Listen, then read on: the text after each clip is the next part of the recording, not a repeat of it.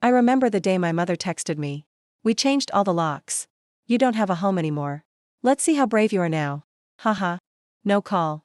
No warning. Just that one message lighting up the dark. I stood there for a second, staring at it. Then I laughed. Quiet. Almost calm. Because that wasn't the end of anything. That was the start. 2 days later, their lawyer reached out with 5 words that told me everything had flipped. We have a problem. Call immediately. Before I get into what happened, hit like and tell me in the comments, have you ever been blindsided by your own family? Your stories remind me I'm not the only one. People used to say we were the perfect family on Maple Street. White shutters, trimmed hedges, Sunday dinners that smelled like roast chicken and false peace. If you drove by, you'd probably think warmth lived behind those windows. But perfection is quiet only because it's rehearsed. I was raised to play my part. The reliable daughter. The fixer. The one who didn't talk back. Dad, Richard Santos, was the type of man who believed love meant obedience. If something broke, he'd call my name before reaching for a tool. Kara, hold the ladder. Kara, grab the wrench. I learned to balance on rooftops before I learned to rest. My hands were covered in tiny cuts from wood and wire, but he'd laugh and say, "You're tougher than any son I could have had." Mom would smile. That perfect smile.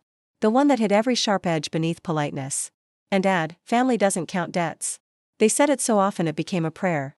Family doesn't count debts. Translation, everything you give us is owed. Everything we take is love. Then there was Elise, my little sister. 2 years younger. Softer. Prettier. She never had to lift more than a makeup brush. Dad called her the delicate one. Mom called her our pride. I was proud too, once. I believed that keeping the peace was my job. That fixing their messes was proof of devotion.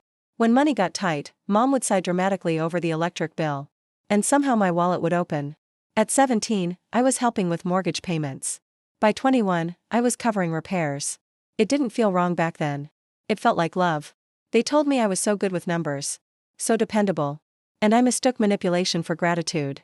Every time I patched a wall or transferred a payment, I told myself I was holding the family together. But there's a price to being the glue. You never get to stop holding. I remember one Thanksgiving, standing by the window, watching Mom hand Elise a small jewelry box. Inside was a gold bracelet engraved with her initials. "It's for our little artist," Mom said. Elise hugged her. I smiled, pretending I didn't feel the chill crawl up my arms. That bracelet probably cost the same as 3 months of my rent at the time. But family doesn't count debts, right? Years later, that phrase still echoes in my head. Soft. Poisonous. I can still smell the varnish from the banister I painted at 16. Hear the creak of the lock I once fixed for Dad. See the porch light I replaced, flickering in memory. The same porch light that would one day shine over a door I wasn't allowed to open. It started with whispers. Soft enough to sound harmless. I came home late from work one night, shoes damp from the Portland rain, and heard my name through the kitchen door. I should have kept walking. But something in Mom's voice froze me mid-step. "She doesn't realize all her help was voluntary," she said. Quiet, but clear. "When we sell the house, it'll just be our names on the papers." My chest tightened. Sell the house. Our house. The same place I'd painted, repaired, financed, piece by piece, for years. Dad's laugh came next. Low and smug. Classic Kara. All heart, no business sense. Then Elise's voice, hesitant. "But won't she expect something?" Mom snorted. "Expect what?" She gave gifts. Gifts don't buy ownership. For a second, I thought I'd misheard. The room spun in silence. The air thick with the smell of leftover dinner and betrayal. I gripped the wall until my knuckles went white. Gifts. I whispered to myself, the word curdling in my mouth. They were dividing my effort like spoils. And I was the fool who funded their comfort. I walked to my room without a sound. Every step heavy. Rehearsing the script they'd written for me my entire life. Be grateful. Be quiet. Be useful. But something inside me cracked that night. I didn't cry. I didn't confront them. I sat on the edge of my bed, the glow of my laptop reflecting in my eyes, and I started remembering. Every transfer. Every bill. Every time they'd said, "Just this once." Hours passed. The house went still. I could hear the rain against the window and the faint hum of the refrigerator. Steady. Unbothered. Unlike my heartbeat. Then, just as I was about to close my laptop, my phone buzzed. 11:27 p.m. "We changed all the locks. You don't have a home anymore. Let's see how brave you are now."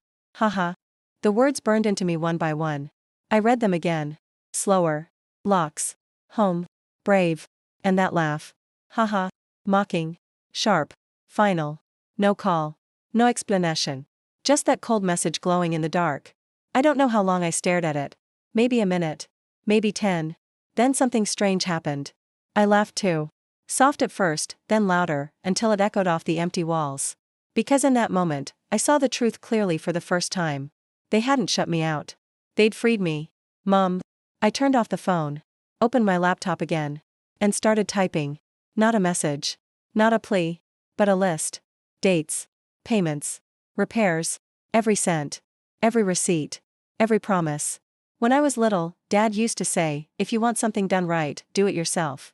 Fine. I would. By dawn, I had a folder named Proof. And as the sun crept over the blinds, warming the cold air of my room, I made a quiet promise to myself. This time, I wasn't fixing anything for them. I was dismantling everything they'd built on me. The morning after that message, something inside me reset. No anger. No theirs. Just a clean, eerie calm. I brewed coffee, logged into work like nothing had happened, and started moving in silence. If my family wanted to see how brave I was, they were about to find out. On paper. By day, I was still the dependable data analyst at a downtown firm. My coworkers had no idea that every spare minute was spent tracing back a different kind of data. My own history. I pulled old emails. Bank transfers. Utility statements. Payments for roofing materials. Contractor quotes I'd covered temporarily. Grocery receipts from the months they claimed they were broke. Every number had a story. And every story pointed in the same direction. They had taken. And I had paid. I started building what I called the ledger of truth. One column for what I'd given. One for what they'd promised. The totals didn't just add up. They screamed. $47,000 toward the mortgage. $23,000 for renovations. $15,000 for emergencies. $85,000 of my life. Dad always bragged that I was the only one in the family who understood money. He just never realized how dangerous that would make me once I stopped using it for them. When my screen filled with lines of proof, I printed everything.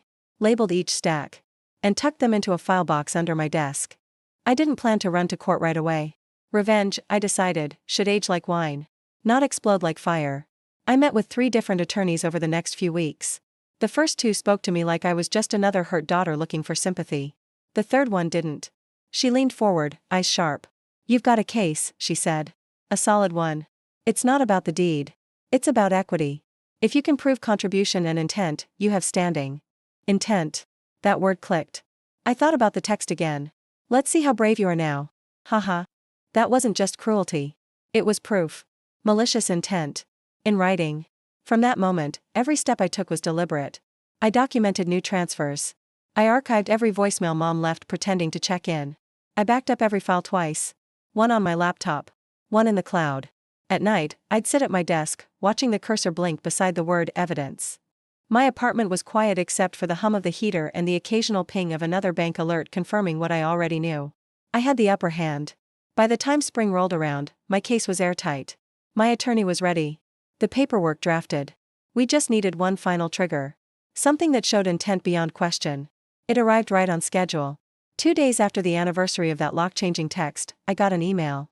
The subject line read, Urgent Property Sale Notice. They were selling the house. Without telling me. I smiled.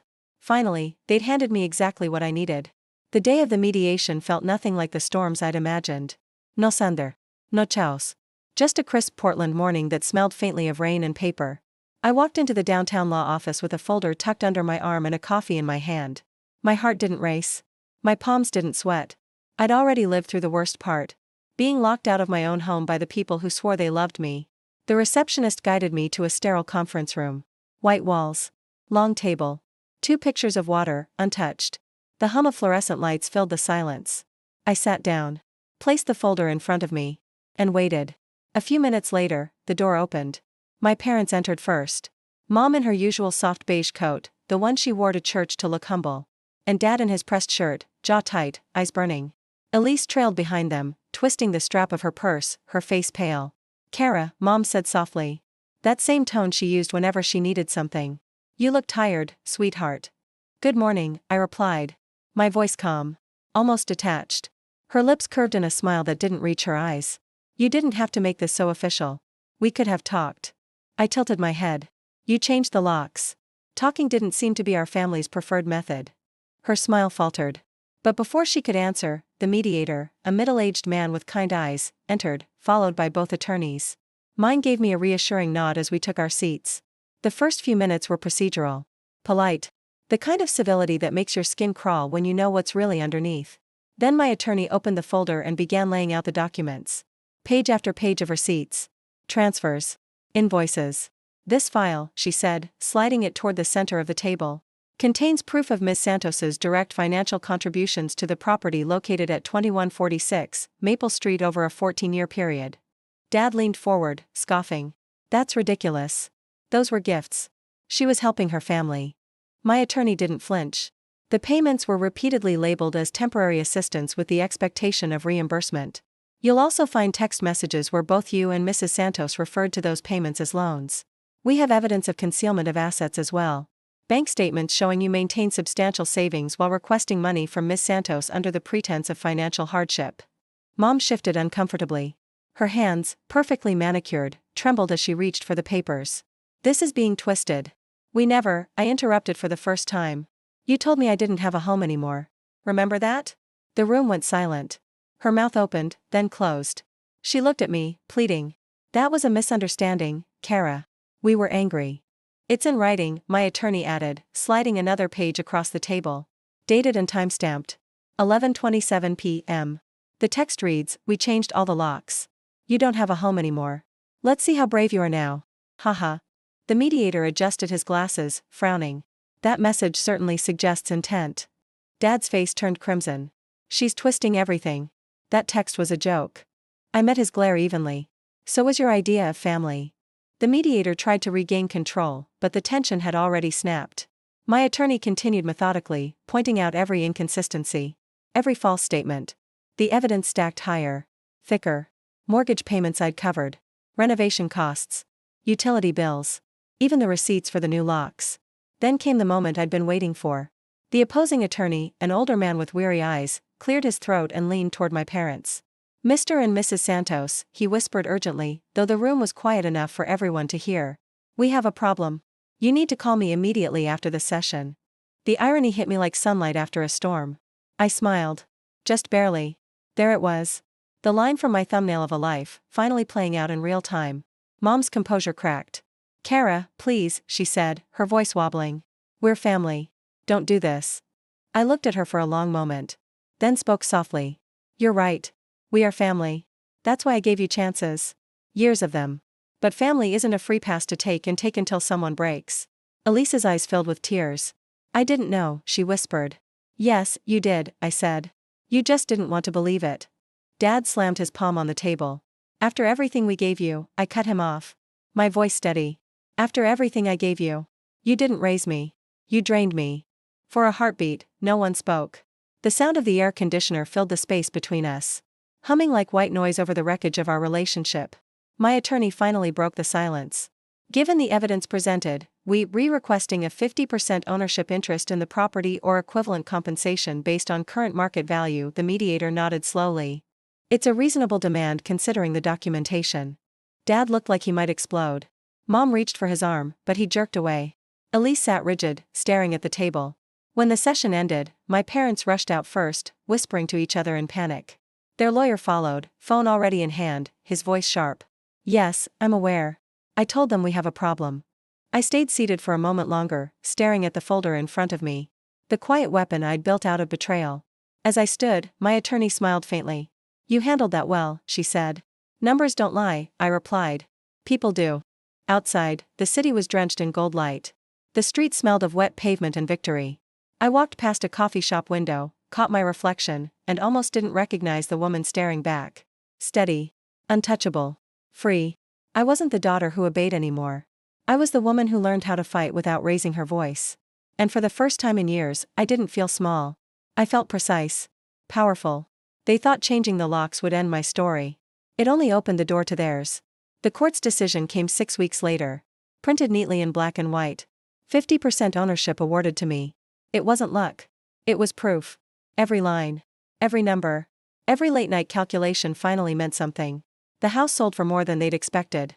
After legal fees and taxes, my parents walked away with half of what they thought they'd retire on. They'd built their future on my obedience and watched it crumble under my evidence. I didn't move back in. That house was nothing but ghosts wearing the shape of family. Instead, I bought a small townhouse across town. The first thing I did was change the locks myself. New keys. New rules. New peace. Sometimes my phone lights up with their names. Dad's emails full of guilt. Mom's voicemails dripping with regret. But I never answer. Some doors, once closed, stay that way. On quiet mornings, I sit by my window with coffee and sunlight warming my face, listening to the hum of my own space. No footsteps. No orders. No demands. Just quiet. Just mine. They changed the locks to keep me out. I changed mine to keep them from ever walking in again. They thought they were teaching me a lesson about loyalty. What they really taught me was how to live without them. Freedom didn't come with forgiveness. It came with boundaries and a brand new set of keys. Sometimes justice doesn't roar. Sometimes it just signs papers and walks away quietly. And that's enough. If you've ever had to rebuild from the wreckage your own family left behind, you're not alone. Your peace is worth protecting, even if you have to fight for it. Hit like, share your story in the comments, and subscribe for more true stories of quiet revenge and hard-won freedom.